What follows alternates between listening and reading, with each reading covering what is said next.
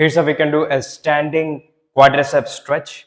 Take support of the wall, okay, and bend one leg, grab the ankle. Now you'll have to lean forward a little bit, and then pull this back. Pull this back. Now you should start feeling the stretch happening in the quadriceps. Hold it.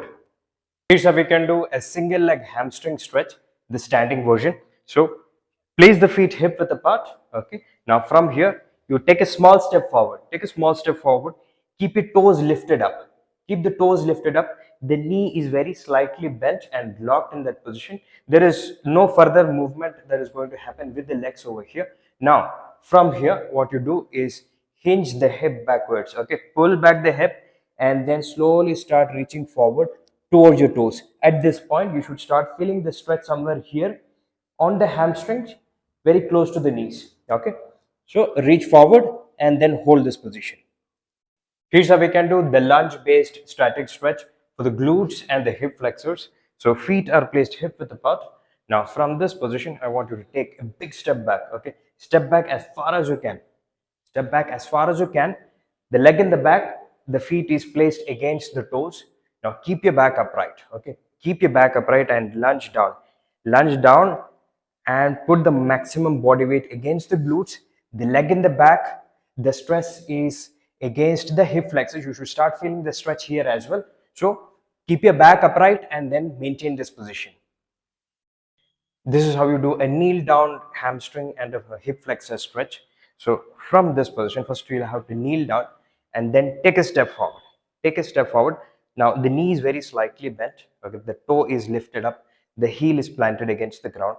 Now from this position, you'll have to take support. Take support from your thighs. Now from here, you'll have to slowly start stretching the opposite leg back. Okay, slowly start moving it back.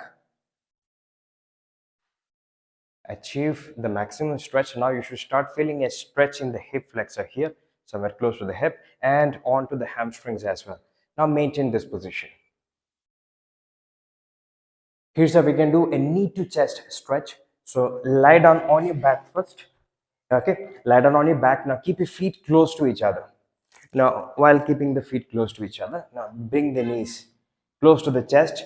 Now grab it with both the hands and you'll have to apply a mild pressure. Push this against the chest. Apply a mild pressure. So make sure this is not too much. This works as a great decompression stretch for the lower back. So just maintain this position. Make sure the stretch is not stressed too much. Okay, the pressure should be light. Just keep a mild pressure here and then hold it. Here's how we can stretch the glutes in the lying down position. So you lie down first. Okay, so bend one leg. Okay, bend one leg, keep the other one straight. Now the outer end of the knees, you'll have to grab it with both the hands. So interlock your hands and grab it. Now you'll have to pull this in towards the opposing chest. Now as I pull this in towards the opposing chest, I'm going to start feeling the stretch that is concentrating in the glutes and a little bit on the outer end of the glutes as well. So this is a large group of muscles, so you'll have to put a fair amount of pressure there. So I'm going to press it in, rest your head down, allow it to stretch and then maintain it. Here's how we can stretch the external rotators of the hip in the seated position. So one leg you have to place it straight. Okay, the opposite leg you'll have to place it over to the other side. Okay, so flex the knees in as much as you can. The feet is fully planted against the ground. Okay, so the feet is fully planted against the ground. Now from this position you'll have to keep your back upright and core active. Now my right leg is over to the left side, so with the left hand I'm going to grab the outer end of the knee, take some support with the opposite hand behind your back, and then you'll have to put a fair amount of pressure here. Pull this in a little bit hard. Okay, you'll have to put a fair amount of pressure here. Now you should start feeling the stretch happening in the outer end of the glutes. Keep your back upright, take support with the other hand, keep the upper body as stable as you can. Limit the movement only to the hip. Okay, so pull it in. You should feel the stretch now. Now maintain this position to achieve the static stretch.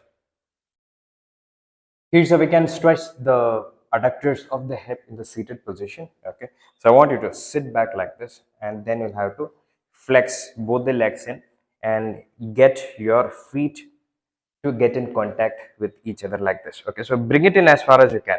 Bring it in as far as you can. Now keep your back upright. Keep your back upright, and then hold both the hands towards the front like this, and then slowly start reaching forward. Now you should start feeling a sharp stretch happening in the inner thighs. Maintain that position. Here's how we can do an IT band stretch lying down on your back.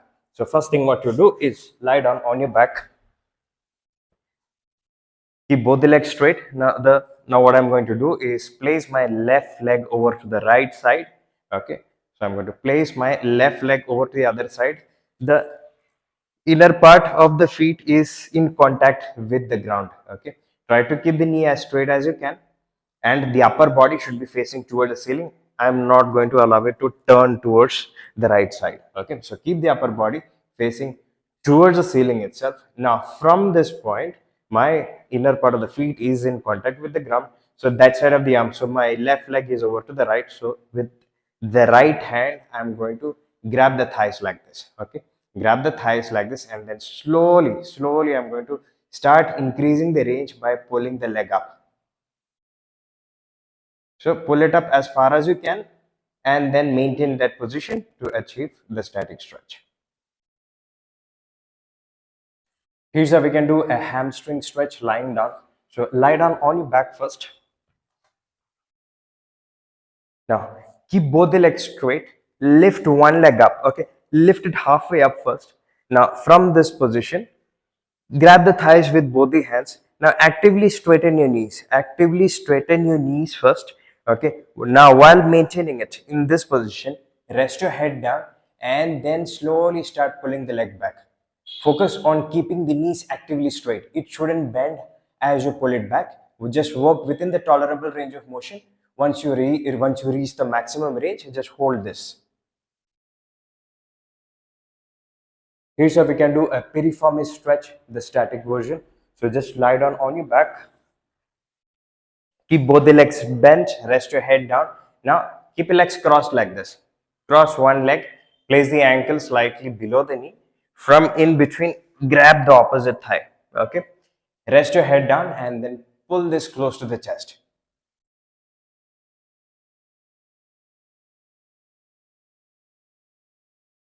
Here's how we can stretch the internal rotators of the hip. Okay. So place your hands shoulder width apart. Okay. Place the knees hip width apart. Now from this position, you'll have to move the knee in an outward position. So bring them, stretch them out as far as you can. Okay. Now come forward. Bend your elbows and come forward. Now from here, you'll have to push back with the elbows. You know, as you push back, okay, as you push back, you're going to feel the stretch concentrating against the inner thighs. So you can move back as far as you can. Okay, stay within the tolerable range of motion. Maintain this position.